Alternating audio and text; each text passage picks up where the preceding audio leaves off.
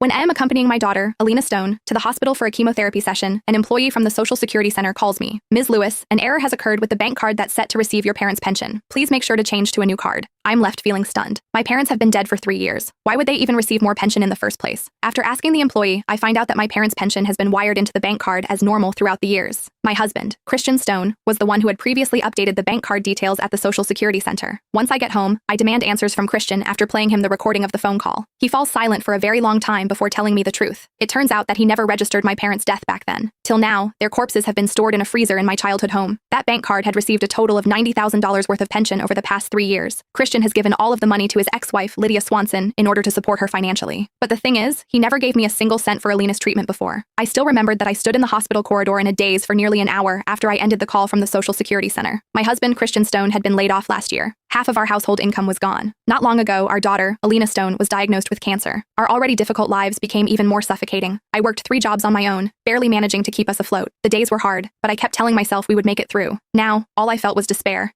"Dear, don't get worked up. Just listen to me," Christian said, standing up. I kept backing away. The man in front of me suddenly felt terrifying, revolting. I almost went mad. "Christian, if I hadn't found out today, how much longer were you going to lie to me?" His expression tensed. He dropped to his knees again. I didn't say anything more. Not because I didn't want to. I simply didn't have the strength. Alina's treatment cost over $5,000 a month just for chemotherapy. During the day, I worked as a housekeeper for the rich. At night, I sold snacks at a night market. On the weekends, I hauled bricks at construction sites, competing with men for shifts. Feeling sorry for me, Alina said, "Mom, it's all my fault. If I weren't sick, you wouldn't have to work so hard." I swallowed my tears and forced a smile. "Don't worry. When your father finds a job, things will get better." But now, I didn't know how to tell her that her father had never cared about her. One time, Alina saw a box of cherries in the grocery store, and her eyes lit up. She was always so considerate and never asked for expensive things. That small box cost $20. I was about to buy it, but Christian pulled me away. "We can't afford that. $20 could cover groceries for a week." In the end, I walked away with Alina. Ha! He couldn't even spare $20 for fruit. Yet every month he sent money to support his ex-wife. Money that he had gotten by exploiting my parents after their deaths. How pathetic is she that she needs her ex-husband to support her? When I mentioned his ex-wife, Lydia Swanson, Christian finally looked up. Her husband died young. She's raising a child alone. "It's not easy. And it's easy for me and Alina," I shouted. At that moment, all the anger I had buried deep down broke free, shattering all restraint and rationality. I rushed forward and slapped him hard across the face. His head snapped to the side from the blow. After a long pause, he muttered, "Stop making a scene. From now on, I'll leave you $500 a month. Is that enough?" My vision went dark with rage. I grabbed his collar and screamed, "Christian Stone, you bastard! I'm calling the police. I'm going to give my parents a proper burial. I'm going to expose everything you've done." Hearing that, he sprang to his feet and grabbed my throat. "Winona Lewis, what the hell is wrong with you? I'm your husband. If I get arrested for fraud, that $90,000 will become marital debt, and you'll have to pay it too. What will happen to Alina then? Do you want to watch her die?" Just as I was about to pass out from suffocation, Christian's phone rang. He released me, panting, and reached for his